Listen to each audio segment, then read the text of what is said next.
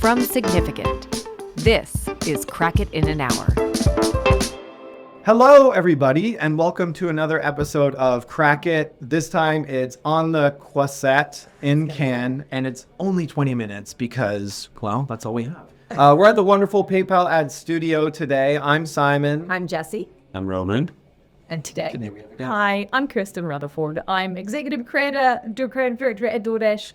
I'm a Kiwi turned Brit turned American. I have no idea what I really am anymore. But I am someone with a problem that I'd like it to get. Wait, I know what you are. You're the greatest human on earth. I'm so honored that you're here. The feeling is mutual. This is so exciting. You are the smartest cookie I know, and I'm just, if I can bring a problem that can be solved, my life is going to be better for it. I don't like that. This is too much pressure now. Well, it has nothing to do with Ken. Perfect. Let's go. I wanted to bring you something from my life, and I'm going to reveal, I mean, Jessie knows this anyway, but I'm happy to admit I am 47 years old.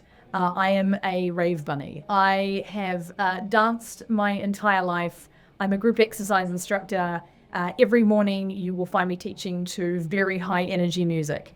But something came in my mind recently that as I drag my 50-year-old husband to these events, I decided I wanted to find joy in my life and wanted to go back to dancing a bit more. But I realized that on the dance floor, I'm the oldest by about 25 years. And so my question to you guys is, how do we stop people aging out of the things that they love? Oh, wow. Okay. That's good. Okay. That's good. I think that's phenomenal. And on the dancing thing, I think I need to give a shout out to my wife, Amelie, because she talks about that all the time. I want to dance more. How do I get to dance more? There's no place for me to dance. I show up, blah, blah, blah, everything. Yes. So that is very topical. I love so pleased that you are up for it. And look, I'll tell you, I'm very grateful that we're at Cannes. I had an early night working last night. Tiesto is playing tonight. Yeah. And I have done everything I can to get on that list. And I'm leaving Cannes on Friday morning to fly back to America to go down San Diego to see Tiesto again. So I'm seeing him twice in a week. To find my joy. Still will be the oldest there. So let's talk about this, right? When I go to clubs and I'm having a fun time, I can either spend $5,000 to go sit at a table, which is ridiculous. Yeah. What's the point? And my knees. So I wear knee braces when I go dancing because I have no ACLs and I want to jump around for 8 hours. I'm dead serious about this sport. One of the things I'm thinking is, and I know it seems dumb, a club that has seating that isn't a table for $5,000. Yeah. Just give the oldies a little break. Just a little breather. And here's the thing. I'm going to spend money because I drink. These Gen Zs don't drink. You want me to spend my money at the place. I'm not going to buy a table, but I will buy a lot of alcohol and I will jump up and down. So get me a fucking seat. That's where I'm going to stay. Right. So I think that helps. I do really appreciate, I know the algorithm serves me out what I want to hear, but I do appreciate that there does seem to be a trend of more women, late millennials or Gen X, going back to dancing because they know the mental health benefits. They say science says you are younger in age and you reduce you'll increase your longevity if you go dancing. But not enough women are doing it, and not enough guys either. They get to a point they're embarrassed. Yeah, totally. What else can we do? It's just, first of all, this is already a very good idea. First of all, we went tactical with a very good solution. Okay, where do we start? Well, I mean, I think you're saying one thing very specifically, and another thing that's a bigger thing. Yes. Yeah. And both are interesting. Yeah. Which is like, we have a problem in this life, frankly, where you get old and you go, I can no longer do the things I did when I was younger. Despite the fact I still fucking love them. Yep. You know what I mean? Now, I will give you my very natural sort of what happened to me with something, which is I used to be I'm still very into music. I love punk rock. I love all that stuff. I used to go to shows all the time. I go to maybe now 1 or 2 a year.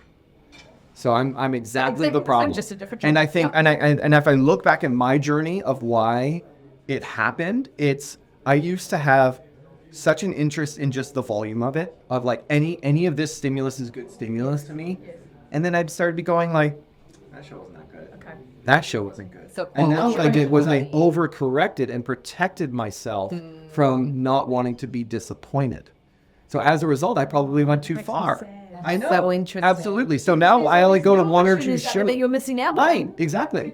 Because I've over-curated. Yeah. Because now I only go to like one or two shows a year where I'm like, that band is fucking amazing and that's a great venue to see them in. And now you're missing know what I out mean? on that Absolutely. potential surprise. 100%. Like the couple 100%. that you So when I think about this practically from my perspective, it's how do I open myself up to the possibility rather than be afraid of disappointment. I love that. Do you know what I mean? I also think I think you guys have heard me talk about this theory before, but I find this very bizarre vocabulary that enters into people's worlds after a certain age, where people literally. I'm like, who told you to say that? I will never say these words ever. You will never hear me say like I'm too old for that. I'm so guilty of it. I have this theory that at some point you just randomly start groaning when you stand up, but like you don't need to. You just do it. I won't do that. I will not do that.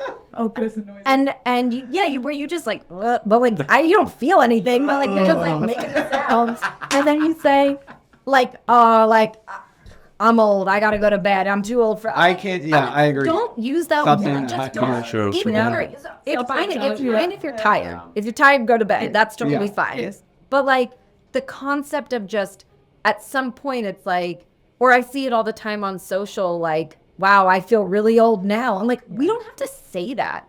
I do not feel old. I will not say I feel old. But the minute you introduce it into your notion, into your mental space, it shifts your whole energy. You now believe you have crossed over some bridge where you live on this other side, and now you're like, oh, I feel like the oldest person, and you're just like, what if I just feel? You're playing old. You're playing old, and I really feel like, and that's not to deny. I think what I loved about your idea is like there are some practical things. I love that too. Don't go to it. Not absolutely. as good as they used to be. It's not to take away from some of the physical realities, but I think, we have to stop playing old because then it immediately makes you think this is now the line and I can no longer do this. Like I will not say those words, even though we're all getting older. That's just what happens. I love that. Couldn't agree more. And you guys should like call me out when I say I'm too old for this because I say too much. Even though I might not be. It's just a cop out. Yeah, exactly. I wonder if there's also a, and I hate to talk about this, but I think we have to. The way longevity came into the cultural conversation was purely and solely through scientific optimization versus anything emotional. Yes. And we are seeing studies that show that friendships, happiness, all of those. I'm too old for friendship. Yeah. and love, like anything, like actual human connection, like all of this beyond the science, are actually proven to help with longevity, and that's a part of it. Right? Like dancing, doing something that brought you joy, whatever that is for you, is very likely. I don't want to quote it. I don't have the scientific evidence. Gonna help with longevity. Totally. So there's also reframing of longevity from, hey, it's just your diet and your sleep and how much water you drink and like the kind of product you inject and whatever to drinking. But also, I mean, like you set it up so brilliantly, and I don't know if people will pick up on it, so I'm gonna say it. You are able to do both at the same time. You said, I am a fitness instructor and I drink. I will go to a rave and I will teach an exercise class. And part of what you were saying is that the exercise itself is joyful. There's a lot of music. It's fun. But I think there's another point in there, which is at some point, these things became on opposite ends of the spectrum. And it's like, there was a hilarious rant from a guy online. I'd never remember who he is, but he gave this rant about like, I feel so bad for this generation because they're waking up at 7 a.m., to go to Pilates with their matcha. And I was waking up at 7 a.m. wondering where my shoe was. And it's not to say that one is wrong and one is right, but it's just we've started to believe that in this wellness longevity era that you cannot also drink and have fun and do. And so I think the fact that you are doing both. I mean, there's a reason why I drink a lot. You I wish I was both then. But maybe we are. You mentioned your husband. Yes. And pulling him to these. Yes. Does he get into it the same way you do? Well, there's a difference between my husband and myself, and we're opposite ends of the spectrum. And I think that's why we've been happily married for a long time. I will be jumping up and down like the Energizer Bunny, and his idea of joy is to stand there and do this. He also has a bad back, and that works quite well. Does he still enjoy He doing does. that at He a does. band? Okay. Yes, he does. Okay. He's always sort of done that. So So, he's- that's still yeah, that's still, that's still what he enjoyment. does. That's absolutely, Yeah.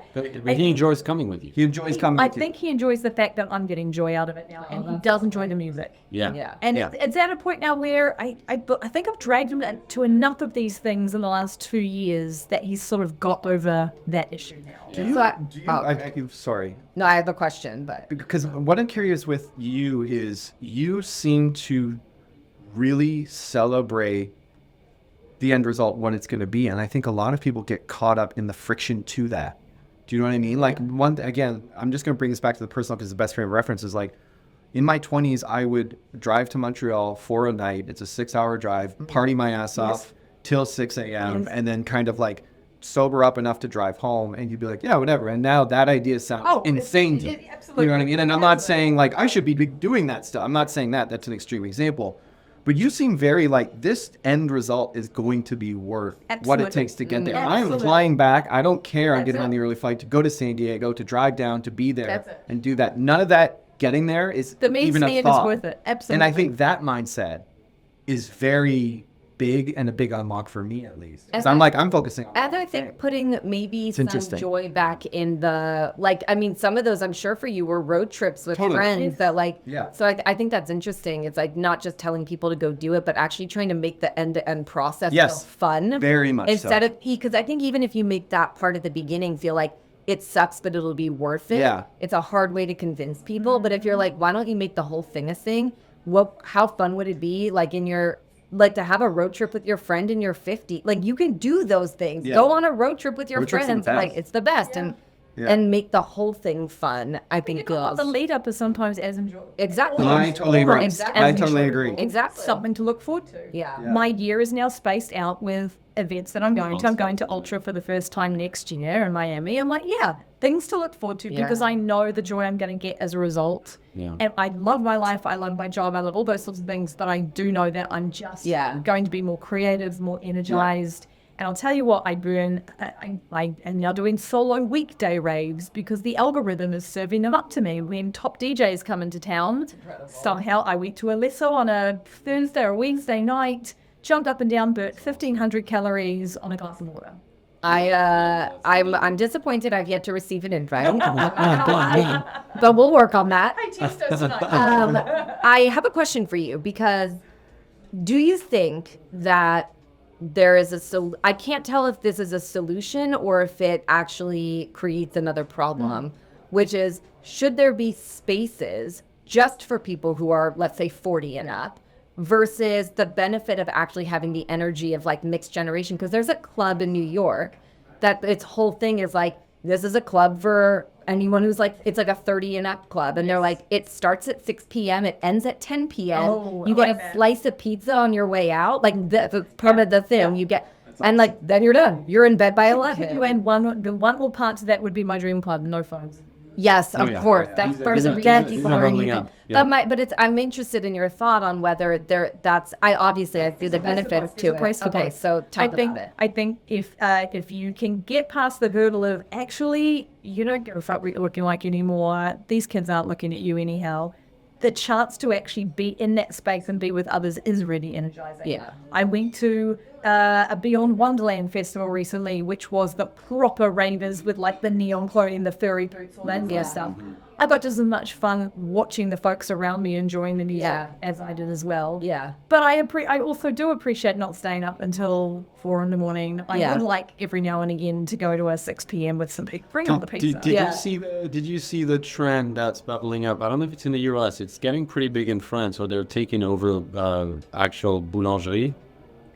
I love. Did you see that? A coffee shop right there in Los Yeah. Angeles. They're starting to do a Okay, coffee shop, right? and so they do boulangerie parties like from 9 a.m. to like 12 p.m. It's no alcohol. People are having coffee and croissant and like dancing with famous DJs in the boulangerie. Oh, that's awesome. Yeah, That's so fun. yeah. It make Yeah. anything better. I mean, I would love it if the patisserie. Yeah, it's true. Like, I think the perception that music is only a nighttime activity is also maybe a whole And day lot. club, there's nothing better than a daytime Yeah. experience. Yeah. Especially by a pool. I've actually never done it because I'm too conditioned to associate partying with alcohol, and I'm not a big day drinker, and sometimes like I'm a couple of drinks at night, and we gotta find a way to dissociate that. Yeah. Because you can really vibe to music without alcohol on a different time of day. But to me, it's literally just a reframe. We talk about reframing Yeah, things. totally. And there is, at least for our generation, a bit of a reframing needed. I think the generation after us is now getting it, and those boulangerie morning parties, and they are growing faster without any substance. But for us, there's a bit of a reframing. Yeah. With the reframe, I think like the idea of longevity maxing and going, this can happen in so many different ways. Yeah. And I know we're talking a lot about dance, but I was actually talking to one on the plane about this on the way over, and gymnastics and things like that your body can't really work with anymore. Yeah. You find joy from it. Yeah. I think there's a Beverly Hills gym club that's been served up to me where they're encouraging anyone at any level to go learn to do cartwheels again, to do handstands, things like that. Are they looking for instructors? Because I'm really good at cartwheels. I'm pretty good. You keep saying this, but we've yet to find out. I'm pretty good. All right, shall we just have 20 minutes away? One of our very first ever Crack It episode was about bringing back aerobics. Because it was like, oh, my heart, my passion. Yes, what I'm talking about. It's 20 years. it's fun. It was the first one. It's fun. It's fun. And like, yeah, I love, it's even why I think, and I know that it was also positioned as like really good for lymphatic drainage, but the trampoline classes, I'm like, sign me up. We're just going to bounce. The first thing that they tried to sell on was lymphatic drainage. Yeah, of course. That's what They were like, awesome. Oh, no, go to lymphatic drainage. welcome to Dude, Los Angeles. trampoline? I'm like, I mean, how many oh times? God, get me on that. Every time I'm at your place, I go on the trampoline. Oh, and I dude, feel the like one we got at the children are cottage? looking out the window, like, what's this crazy lady get on her trampoline? The one we got at the cottage is built in the 80s, back when they made them. Dangerous. It's Checking so out that good. It's so good. Just Literally, my wife every time is like, don't double bounce them. Because she knows that, like, I've almost killed our children double bouncing them numerous times. for public record, Simon has a cottage. I have a cottage. Very easy, with a trampoline. With a trampoline. In the league. Send a message to hello at Kraken. I'll see if I can get you in back. TF to being Oh, I love this is such a passion topic. Here's the thing, and like if I was to be a bit of a Debbie Downer for 2 seconds. Whoa. Your excitement positivity is infectious. You walk around with that all the time. And I think a big struggle for a lot of people is exactly that. You know what I mean? Like, I don't know how many people really haven't, like, again, I'm going to use my example. Is like, a lot of times I find is that when I'm in a really bad place, I don't realize I'm in a bad place until after I'm out of it. Yeah. And then I go, oh, it's a really bad place. And I think there's a lot of people walking around right now in a place where they aren't willing to accept the things that are going to make them happy, as crazy as that sounds. Yeah. Do you know what I I mean? understand.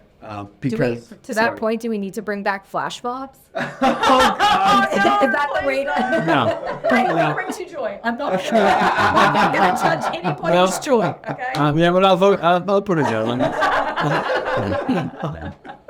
No, it's such a good point, Simon. Like, I think it's going to be, this is chock full of reframes as well. Like reframing your relationship to aging, reframing the language you use, the bucket you put yourself in, reframing your relationship to fun and partying, both in relation to the wellness trend, but also daytime versus nighttime. But I also think there is a little bit of a like universal wake up that needs to happen. And I think it's happening a little bit. Yeah. But I think it's almost going to have to happen within these like new pockets, because I think what we've never been able to do as a society, it doesn't work, is throw people back into an old version. Like you can't just be like, hey, just go back to partying again. Like, no, it's not. No, you I have to remember my evolve. 20s. You don't. You're having a good time, but you're not doing it exactly as you did it in your 20s. Yeah, we would all die. Like it would not be good. and we wouldn't also be able to have the successful careers that we have. So I think that that's maybe part of the behavioral shift that needs to happen as these new ways are bubbling up, like the coffee shop parties, getting people into those, like almost finding people's joy through like new micro subculture experiences can maybe start to just like strip away some of that numbness, but then also create new behaviors on how to, and reminders, which I think has to happen. With that said, in lieu of a wrap up, I think you actually wrapped it up. You just wrapped it up. Yeah. That was beautiful. Yeah. Roman, did we crack it? It was interesting because we had a few tactical ideas that I think would be part of like the cracked plan, and then we went back philosophical about like all the reframes, which almost every single one of them deserve a whole episode. So I would say ish. I'll take it. Ish. Or you know me, I'm feeling a little more optimistic that we're really on this. I think we know what we need to do. I feel like if we sat down and we were like, cool, here's I think there's a question of what do you have to start with? Like, what is the bigger, where does it begin, and how do you, what's the rollout plan, you know? What's the rollout? No, but I think if we sat down and really did a bit of thinking, I really think that we would get there. I mean, this is 20 minutes. Imagine what you could do in an hour. I agree. Do we What do you crack it? think? Do you think we cracked it? Do you know what? I'm feeling pretty good. I'm Okay. I'm That's going all on there. this, and it might be to be continued. I feel like good common energy. Yeah. I never saw you two together. I'm like, okay, I get it. Also, can we just get the camera, look at your nails? Oh, The nail game is we're next talking level. Joy. So, I mean, if you want joy, that's my dog's butt on a nail.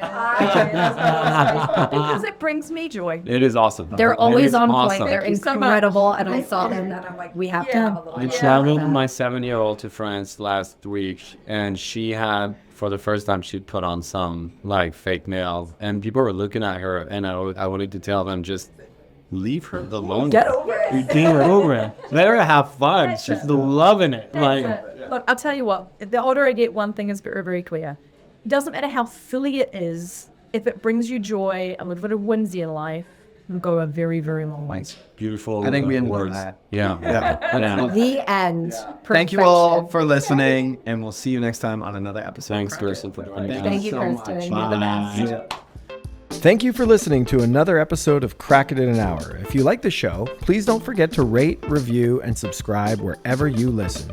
If you have questions, thoughts, or feedback, shoot us an email at hello@crackitpodcast.com or on Instagram @crackitpodcast.